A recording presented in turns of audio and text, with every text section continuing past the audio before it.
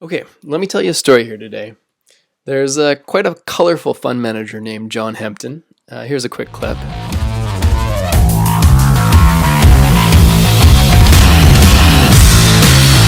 There are some markets that are just consistent for fraud.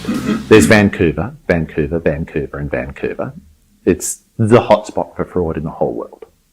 Then there's Toronto. And what's going on in Canada here is that the Canadian securities regulators are completely captured by bad people. Suffice to say, a colorful character. He's formerly someone who I thought was smarter than the rest, but there are rumors that his fund may be shutting down due to poor performance. But by the same token, being a short is the hardest and most unforgiving of ways to try to make money that I can think of. Nevertheless, his strategy was to compile a database of bad people, and he would watch where they pop up, running a microcap equity or the CFO of some small company. And so he'd more or less short the stock on that basis with a very small position relative to his fund size. At times he had over 200 individual shorts, so he didn't know the companies at the same level of detail that a highly convicted long might. There's just too much to keep track of, especially on a daily basis. Even if he was right more than 50% of the time, if he had some losers that went up five-fold against him, he'd need 5 others to go to 0 to offset that loss. And worse yet, he was probably right about the one that went up 5-fold, but he was squeezed out of it, and due to a rules-based approach, that's just that. He has to sell, or has to buy in this case, because we're talking about shorting. So, John Hempton isn't exactly dumb money, but he was a very diversified short, or he represented very diversified short money, by definition a seller of stocks, as we're discussing. So keep that in mind, and let's talk about computerized trading and algorithms, because there are some similarities. Algo funds and trading programs have an algorithm, as their name would imply, that buys or sells based on a series of factors. On the short side, factors might be relative weakness or a sector bet, for example. Let's say not liking solar stocks right now due to the interest rate environment. Other factors might be debt to equity, declining revenue growth, declining EBITDA growth. Funds may short a basket of stocks based on a combination of these factors, and so the combination of these factors would point to a company like STEM, for example. So STEM could very well end up in the crosshairs of a algo based on those factors without anyone having done much due diligence on that particular company. I'll go into more detail about STEM if you're interested in a separate video. I'll put it here. STEM, I do think, is the recipient of a lot of dumb money selling. So we'll speak to that and dig into it a bit.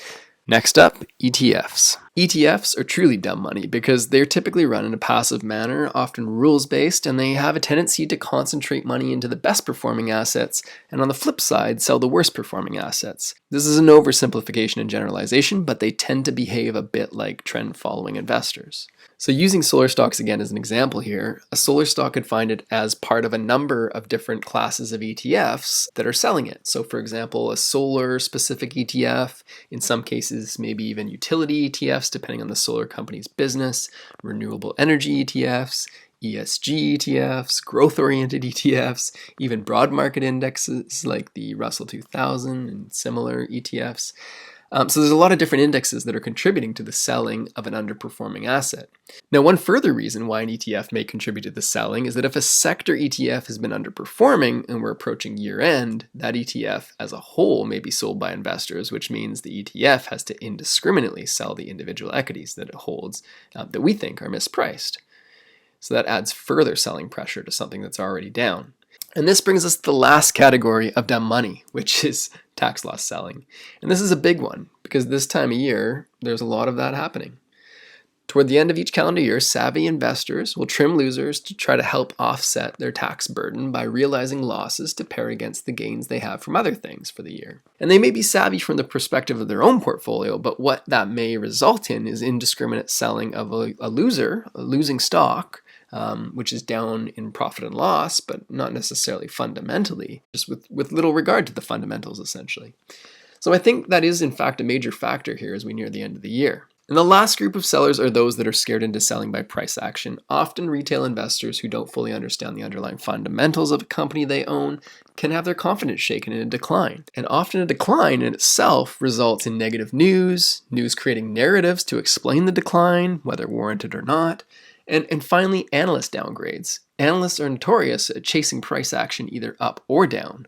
I can't count the number of times I've seen a high-flying stock with aggressive upside targets get revised down after the stock craters 30 to 50%. The analyst community seems to have a need to bring their price targets back in line to conform with a relatively small band of price around a current price. They don't like to be, $50 above the current price. There is the odd analyst that will hold a target a great distance from the share price, but the majority of analysts' price targets will follow price action up or down. And of course, this scares the average retail investor as analysts confirm the reasons for the decline and affirm the current depressed share price with their newly revised downward price targets, or maybe even sell recommendations. Okay. And the last group of dumb money that puts the final nail in the coffin at times are over-levered retail traders being forced by their brokers to sell precisely because the stock they own is down. The way margin loans work is that you need to maintain a certain level of equity in your account to support the positions you hold. So, for example, let's say you have $100 and you lever up and buy $200 of the world's greatest company, NVDA, with that $100. And so your broker will want you to maintain, let's say, $80 of equity in your account to support that position. Well, now the best company in the world declines by 20%, and so you've lost $40, which is 20% of 200.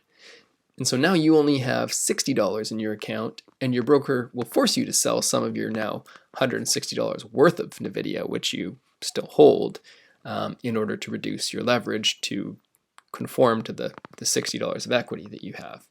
There's a level called margin maintenance. Your broker will show this real time, typically through what's called margin maintenance. So this is a final type of dumb money selling that is most exaggerated as well at the lowest points in a stock's life cycle. So to recap here, we have at least 5 sources of dumb money that are weighing on individual equities that are particularly depressed. Currently, many of the most popular tech stocks from a year or two ago are down between 60 to 90% or more. Those stocks end up being the unlucky targets of algo trading, engaging in short selling, of indiscriminate selling by ETFs of many varieties, and finally by individual investors realizing losses for tax loss selling rather than company-specific fundamentals. And then, of course, as we just talked about, margin selling on top of that, or margin liquidation. Suffice to say, there are lots of sources of dumb money selling your favorite companies. And this goes a long way to explaining why stocks in particular are inclined to fall more than one would think is reasonable or rational. Often, selling begets selling. Okay, thanks everyone for joining today. Please don't forget to like and subscribe. It lets me know you find some value in what I'm sharing here and will encourage me to keep sharing tidbits of knowledge as I come across them. Okay, thanks again for listening to the 400k Investment Project, and check out the STEM video after this. I think it's really worth a watch. I think it's incredibly undervalued, and I think dumb money has been selling it. So we'll see you next time.